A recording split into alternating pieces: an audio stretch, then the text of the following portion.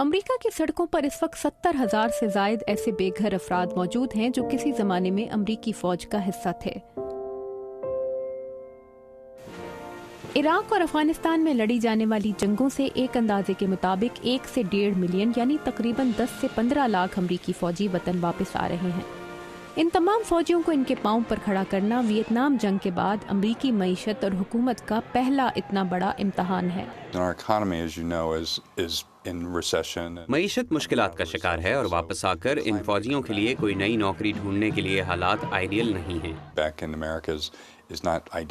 رسل Snyder volunteers of America نامی تنظیم کی مقامی شاخ کے سربراہ ہیں۔ ان کا کہنا ہے کہ سابق فوجیوں کی بحالی اور بہبود کے لیے امریکہ میں نہ اداروں کی کمی ہے نہ فنڈز کی، کمی ہے تو ان اداروں کے درمیان مناسب ہم آہنگی کی۔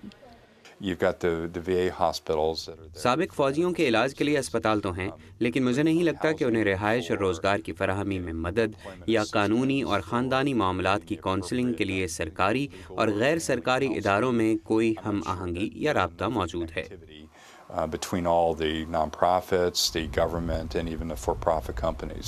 ان کا کہنا ہے کہ ان کی تنظیم صرف واشنگٹن، میریلینڈ اور ورجینیا کی 3 امریکی ریاستوں میں 400 سے زائد سابق فوجیوں کی مدد کر رہی ہے، جبکہ 2010 کے دوران ان سے رہائش کے لیے مدد طلب کرنے والے سابق فوجیوں کی تعداد 7,700 تھی۔ ایک سابق امریکی فوجی کی بیٹی اور عراق میں 2 بار 24 مہینے کے لیے تعینات رہنے والے ایک امریکی فوجی کی ماں باربرا بینسنسکی کہتی ہیں کہ جنگ سے واپس آنے والوں کو بے گھر ہو کر سڑک پر آنے میں کم از کم 6 سے 7 سال لگتے ہیں، لیکن انہیں صحت مند زندگی کی طرف واپس لانے کے لیے کچھ زیادہ نہیں چاہیے ہوتا۔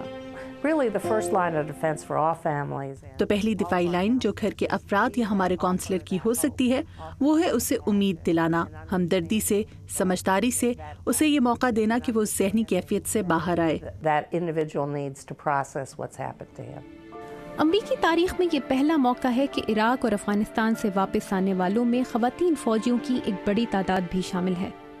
باربرا کہتی ہیں کہ امریکہ کو اس بار ایک نئی ایڈجسٹمنٹ سے گزرنا ہوگا۔ ہم نے اس سے پہلے عورتوں کی اتنی بڑی تعداد کو جنگ سے واپس آتے نہیں دیکھا۔ اس کا مطلب ہے کہ ہمیں ان کی مدد کے لیے کچھ نئے پروگرامز شروع کرنے ہوں گے، انہیں محفوظ رہائش فراہم کرنی ہوگی، ان کی ضروریات مختلف ہیں۔ We have a moral obligation to all of them to build a future worthy of their sacrifice. صدر اوباما کی یقین دہانیوں کے علاوہ بھی امریکہ میں سرکاری ملازمتوں میں سابقہ فوجیوں کو ہمیشہ ترجیح دی جاتی ہے۔ باربرا کو یقین ہے کہ ملک کے لیے جان ہتھیلی پر رکھنے والے ان نوجوانوں کی صلاحیتیں ضائع نہیں ہونے دی جائیں گی۔ واپس آنے والے فوجیوں میں کئی صلاحیتیں ہیں، وہ اپنی عمر سے کہیں سنجیدہ ہو چکے ہیں، وہ جانتے ہیں کہ قیادت کیسے کی جائے، ٹیم بن کے کیسے کام کیا جائے، آرڈرز پر کیسے عمل کیا جائے، ملازمت دینے والوں کو اور کیا چاہیے ہوتا ہے۔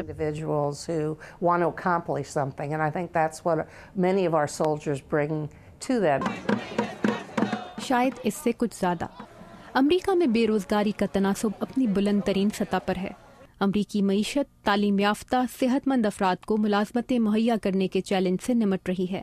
ایسے میں عراق اور افغانستان سے آنے والے 1 سے 1.5 ملین فوجیوں کی صلاحیتوں سے فائدہ اٹھانے میں کس کو کتنی دلچسپی ہے، یہ واضح ہونے کے لیے شاید کچھ زیادہ انتظار نہیں کرنا پڑے گا۔ تابندہ نعیم، اردو VOA، میریلینڈ۔